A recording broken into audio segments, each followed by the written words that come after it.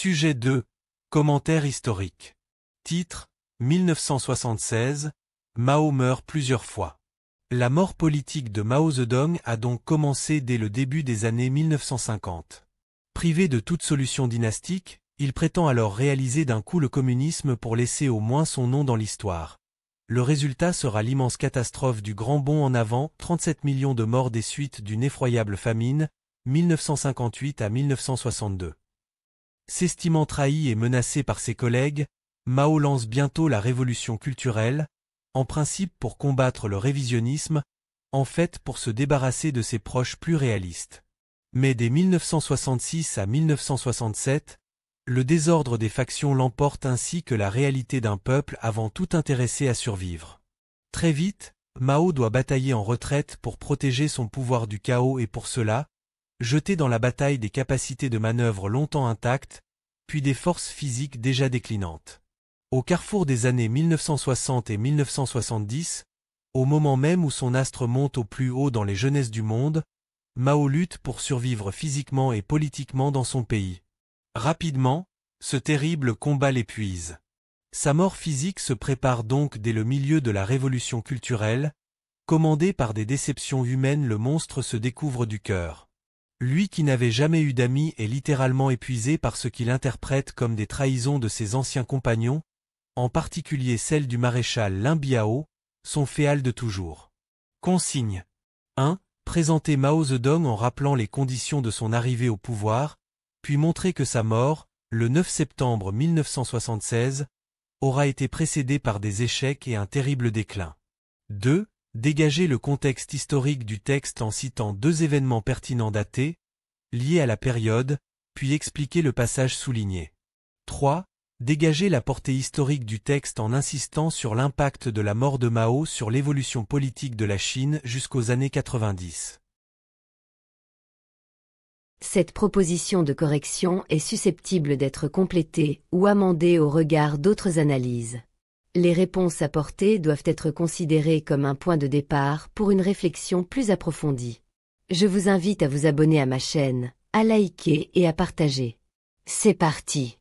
1. Présenter Mao Zedong en rappelant les conditions de son arrivée au pouvoir, puis montrer que sa mort, le 9 septembre 1976, aura été précédée par des échecs et un terrible déclin.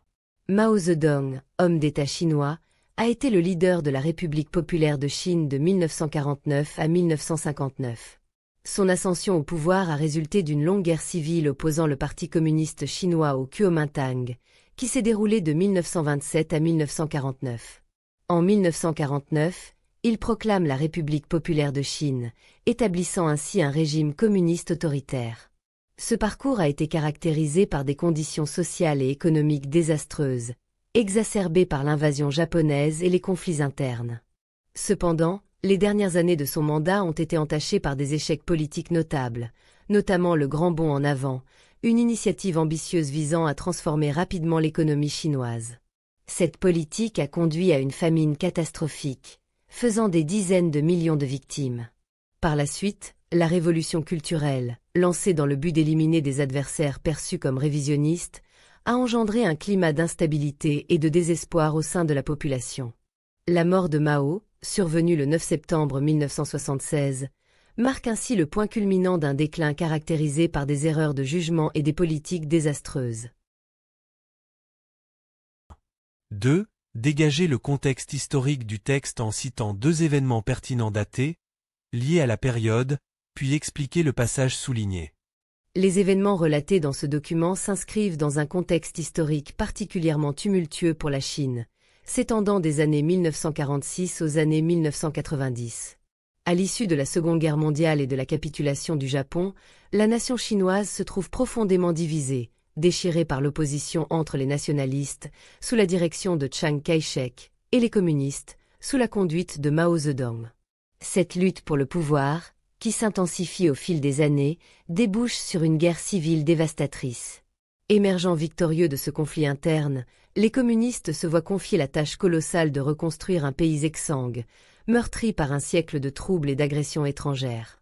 La proclamation de la République populaire de Chine, le 1er octobre 1949, constitue un tournant décisif dans l'histoire de la nation. Dès lors, Mao Zedong et ses partisans s'engagent dans une vaste entreprise de réformes tant politiques que socio-économiques, visant à transformer en profondeur la société chinoise. Parmi les événements marquants de cette période, on peut citer le Grand Bond en avant, 1958 à 1962, et la Révolution culturelle, 1966 à 1976, deux initiatives qui ont entraîné des conséquences désastreuses pour le pays. Le passage souligné fait allusion à la volonté de Mao de laisser un héritage durable en réalisant le communisme dans des délais rapides, ce qui se traduit par des politiques catastrophiques. Il souligne également son désir de laisser une empreinte indélébile dans l'histoire, et ce, malgré les conséquences tragiques de ces réformes ambitieuses. 3. Dégager la portée historique du texte en insistant sur l'impact de la mort de Mao sur l'évolution politique de la Chine jusqu'aux années 90. Le décès de Mao Zedong en 1976 a profondément influencé l'évolution politique de la Chine jusqu'aux années 1990, marquant un tournant significatif dans l'histoire du pays. Cet événement a mis un terme à une période de turbulence politique et au culte de la personnalité qui entourait Mao. Suite à sa mort, le pays a connu un bouleversement radical avec l'arrivée au pouvoir de Deng Xiaoping en 1978, qui a lancé une série de réformes économiques sans précédent, visant à transformer la Chine en profondeur. Ces réformes ont ouvert le pays à l'économie de marché et à l'investissement étranger, favorisant une modernisation rapide et une intégration croissante dans l'économie mondiale. À partir de l'année 1984, des zones économiques spéciales ont été établies le long du littoral dans le but d'attirer des investissements en provenance des pays occidentaux. Sous la conduite de Deng, la Chine a progressivement pris ses distances avec les idéaux maoïstes et les politiques extrêmes, amorçant un processus de réhabilitation des victimes des purges maoïstes et une réforme du système politique. Cette transition a non seulement engendré une croissance économique spectaculaire, mais a également redéfini le paysage socio-économique du pays, propulsant la Chine au rang de puissance économique majeure dès les années 1990. Les nouvelles autorités ont mis en place des réformes sociales destinées à améliorer les conditions de vie de la population, tout en maintenant un contrôle strict du Parti communiste chinois. Cela a parfois limité les libertés individuelles et entraîné des atteintes aux droits de l'homme, comme la répression des étudiants sur la place Tiananmen qui réclamaient plus de démocratie et de liberté. En conclusion, l'héritage de Mao, bien que controversé, a été réévalué dans ce contexte de changement. La Chine a amorcé un virage vers un modèle de développement axé sur la croissance économique et l'ouverture. L'impact de la mort du grand timonier se manifeste dans la transition vers une économie de marché et l'intégration de la Chine dans l'économie mondiale, mettant fin à des décennies d'isolement et d'instabilité. Cette évolution a permis à la Chine de se moderniser et de devenir un acteur majeur de l'économie mondiale dans les années 1990.